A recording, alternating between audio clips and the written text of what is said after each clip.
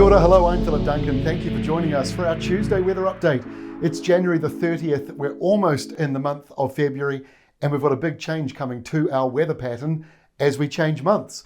Let's have a look at the animated wind map. New Zealand is stuck between low pressure out to the east and high pressure out to the west. That is creating what I like to call a reverse nor'wester.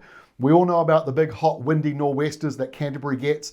Well, this is the opposite version of it. It's a big windy south to southeasterly.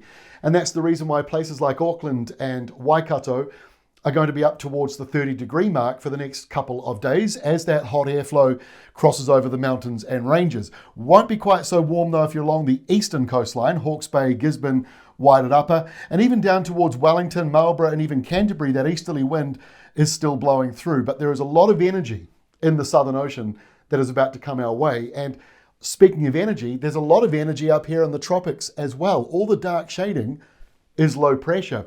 Now, we've also got our Pacific forecast out today, and in that, we're going to be talking about the potential next tropical cyclone, which has the chance of forming in the Coral Sea about a week from now. Not locked in, but there's a lot of low pressure stuck in the tropics, as you'll see in that video, also out today. But let's now get into the forecast for New Zealand and the southeastern corner of Australia as we go through this week. And Wednesday, no great change to Monday or Tuesday. That low still out to the east, the high to the west, and that south to southeasterly flow carries on. So you can see here, that's what I mean by it's a reverse nor'wester. And so Waikato and Auckland, you should have a pretty hot sunny day on the way. Parts of Taranaki, King Country, Bay of Plenty as well. And if you're in Northland, just depends on if you've got a sea breeze or not. So inland areas are likely to be the hottest. But as I said before, that slightly cooler easterly comes in for Canterbury, but the westerly winds, they are building. You can see them there in Tasmania, coming into Victoria as well. And that is the big change that is on its way. So as we go through to Thursday, not a great deal of change just yet into the map, but you can see the cold front coming in here to Tasmania. So that is the official beginning of the new windy westerly flow that's about to come in. But as you see up to the north of New Zealand here on Thursday, southwest is blowing through, so Auckland will be a little bit breezy again on Thursday, but elsewhere not too bad. Maybe Coromandel Peninsula could be another spot if you're in a tent, just maybe a little bit windy, or if you're heading out on a boat.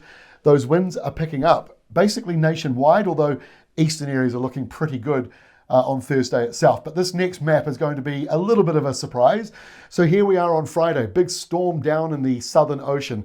I said to the team at Farmers Weekly based in Fielding in an editorial meeting we had earlier today that this looks a little bit like autumn, but it's not, don't worry. But it does have that kind of autumnal look to it.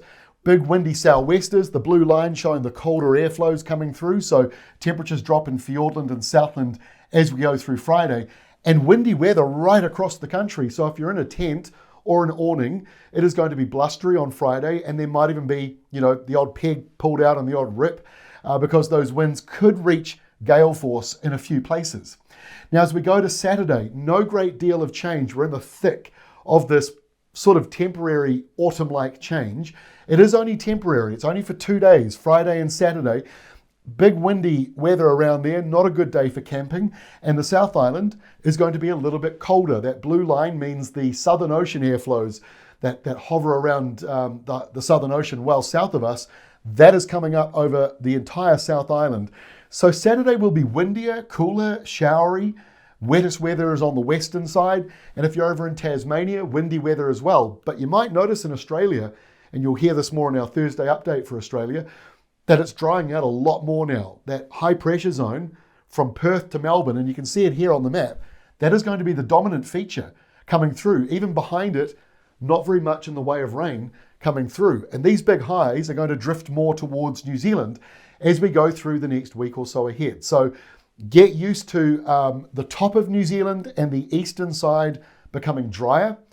And after the cool down of Friday and Saturday, look what happens here on Sunday, that red line, which measures air thickness. So north of that red line, tropical, hot, humid weather. Well, that airflow coming in a nor'wester. So the temperatures on Sunday are going to start to lift up as we move through into next week. That same hot weather slides up New Zealand. Now, our last map is for Monday of next week.